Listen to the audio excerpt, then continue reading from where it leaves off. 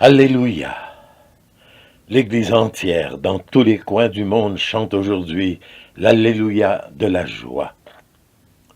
Mais n'est-ce pas tout simplement de l'indécence de crier Alléluia dans un monde de désespérance, de guerre?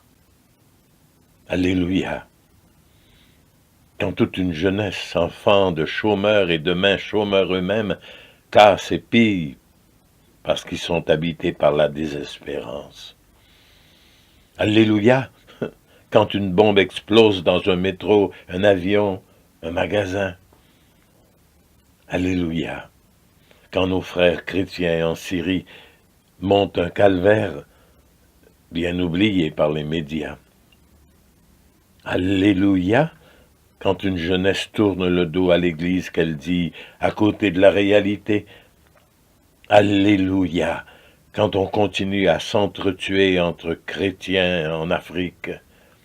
Et surtout, que ce matin de Pâques où quelques femmes chargées d'aromates et de parfums se rendant au tombeau de Jésus n'ont jamais trouvé qu'un tombeau vide, pas de quoi pavoiser. Quand deux apôtres alertés se rendent à leur tour sur place, ils ne trouvent qu'un linceul et un linge roulés dans un coin. Deux pauvres objets abandonnés là par quelqu'un de pressé. Pas de quoi en faire un scoop. Si Jésus est ressuscité comme il l'avait annoncé, avouez qu'il est plutôt discret. Il n'a pas le triomphe tapageur, mais modeste. Et pourtant, la fête de Pâques reste la fête des fêtes, et les chrétiens n'en perçoivent pas toujours l'importance. Les chrétiens, certes, n'oublient pas Noël, c'est tellement touchant, ce gros bébé, entre deux animaux, dans une jolie crèche de vitrine de magasin. Au plus, ils se réjouissent à Pâques, parce que le roman de la vie de Jésus finit bien. On n'aime pas les histoires qui se terminent mal. Et ça ne convenait vraiment pas de clore les évangiles par l'enterrement sans fanfare du pendu de la croix. Mais en rester là, c'est passer à côté de l'événement central du christianisme. Sans la résurrection de Jésus, il n'y a plus de christianisme. C'est l'événement fondateur qui doit être au centre de toute vie chrétienne. Avec la résurrection vient de se passer un événement décisif qui donne sens à toute l'histoire du monde. Un événement choc qui, même s'il fut discret, continue de se prolonger dans une onde de choc éternisée sur laquelle nous aussi nous sommes emportés. Oui, un événement choc. Même discret, cet événement est un fait dûment établi, non pas par un prodige éblouissant digne des contes de fées, un Christ en gloire terrassant les soldats, une petite bannière à la main, comme l'a peint le Pérugin, un ressuscité qui prend une grandiose revanche sur ses ennemis. Non, mais un fait établi par un faisceau de signes. Le tombeau vide, certes, mais surtout ces apparitions nombreuses du Christ bien vivant, à la fois le même avec un corps bien réel qui n'a rien d'un fantôme, mais à la fois totalement différent avec un corps aux propriétés inédites. Les signes, ce sont bien sûr tous les témoignages de ceux qui ont mangé avec lui, ou de ces deux hommes découragés sur la route d'Emmaüs, de Madeleine qui est passée du désespoir le plus noir à la folle joie de l'avoir reconnu, ou de Thomas qui n'a pas voulu s'en laisser compter avant de le toucher. Le signe le plus lumineux, n'est-ce pas surtout que ces témoins ont donné leur vie pour le ressusciter? Aurait-il été capable de mentir toute une vie, et cela jusqu'au supplice? Mais la preuve la plus éclairante aux yeux du croyant, c'est l'impact incroyable de cet événement. Ils étaient une quinzaine le premier dimanche à être sûrs de la résurrection. Une semaine après, ils étaient 500. Au bout d'un mois, quelques milliers. 10 ans plus tard, peut-être 100 000. Et puis des millions dans tout l'Empire romain, surgissant dans toutes les villes, dans tous les villages, dans tous les ports. Ils avaient tout contre eux. Les dieux, les empereurs, les intellectuels, les prêtres, les lois, les tribunaux et les fauves du cirque. Ils n'avaient pas d'armée et gagnaient surtout les cœurs des pauvres et des esclaves. Et par millions, ils affirmaient que le Christ n'était pas resté à pourrir dans la tombe. Et aujourd'hui, combien de millions d'êtres humains continuent à porter partout la bonne nouvelle de la résurrection. Avec la résurrection de Jésus, l'histoire marque un tournant radical. Le monde ancien s'en est allé, dit saint Paul. Un monde nouveau est né. La résurrection du Christ est l'aboutissement de la création. C'est le terme du Big Bang originel. Ne voir en lui qu'un homme, c'est le nier. C'est nier toute cette montée vers lui qui l'a précédé depuis la création du réel, à travers l'histoire de l'énergie, de la matière, de la lumière, l'histoire des corps célestes, celle de la terre, celle des vivants, celle des civilisations, des religions en recherche, celle de la religion juive. L'événement pascal est l'explication qui échappe à la science du pourquoi de la création du monde. C'est une trouée dans la nuit, une sortie du brouillard, une déchirure dans le tissu du temps, une fracture dans la marche du temps. Pour une raison simple, pour la première fois, la mort a trouvé son maître. Après la résurrection du Christ, la condition humaine prend un sens. Comme disait le patriarche Athénagoras, aux frontières de l'éternité et du temps se dresse le Christ ressuscité. Sa résurrection donne sens à l'univers entier et à chacune de nos vies. C'est vrai que la vie est difficile, mais elle n'est qu'un passage. Elle est une Pâque vers la vie pleine. Non, le Père n'a pas abandonné son Fils. Son silence pendant la Passion était respect de la liberté de ces hommes à qui il consentait de livrer son Fils. Non, Dieu n'est pas indifférent à la souffrance humaine. La souffrance et la mort sont dorénavant frappées d'alignement, destinées à être terrassées un jour définitivement. Le monde n'est pas en voie de disparition, mais de transfiguration. Une force nouvelle travaille le monde, une espérance formidable et capable de soulever tout homme de bonne volonté, fût-il sidéen ou vieillard. Dans le Christ ressuscité, l'avenir véritable de l'homme est donné. Et cet événement choc continue. Une onde de choc indéfinie le suit.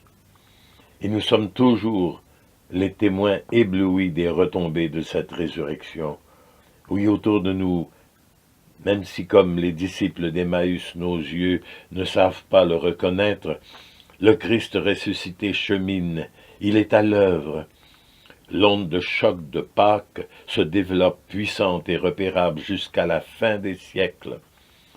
Ce sont ces milliers de missionnaires qui ont donné leur vie pour le Christ dans une région quelconque du monde. Missionnaires du siècle dernier qui partaient pour l'Afrique avec la quasi-certitude d'une mort précoce, terrassés par les maladies tropicales. Missionnaires d'aujourd'hui égorgés par les guérilleros ou des mafiosi. Missionnaires d'Algérie en première ligne de tous les dangers. Ce sont ces centaines de Vincent de Paul, illustres inconnus, qui accomplissent sur un coin du globe une tâche similaire pour l'amour du Christ. Ce sont les pionniers qui dans tous les coins du monde soulage les misères des hommes sans leur demander leur religion. Et cette onde de choc, nous sommes portés sur elle. Alors arrêtons de pleurnicher. Bien sûr, il y a des laideurs dans le monde, et le chômage, et le sida, et les casseurs dans les manifs, et les extrémistes dangereux.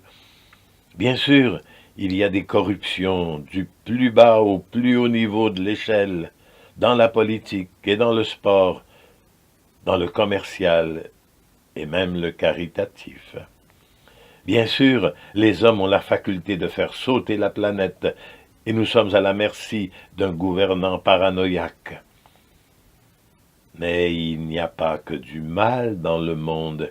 Il y a heureusement beaucoup de bien autour de nous. Le voyons-nous? En ce printemps où la vie qui jaillit de partout est promesse renouvelée d'espérance.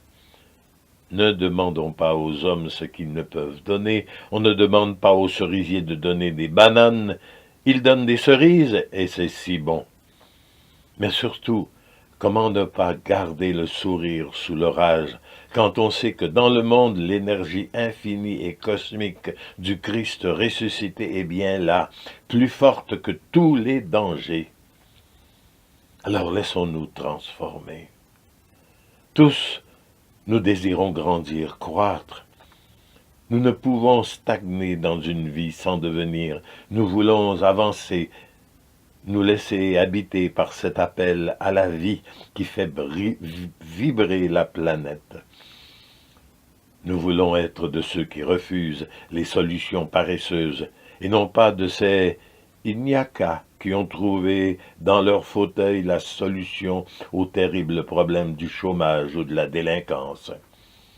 Nous voulons participer à ce mouvement de fond, de solidarité qui est enfin en hausse dans notre société de repu. Mais que voulez-vous? Il n'y a pas de croissance sans transformation.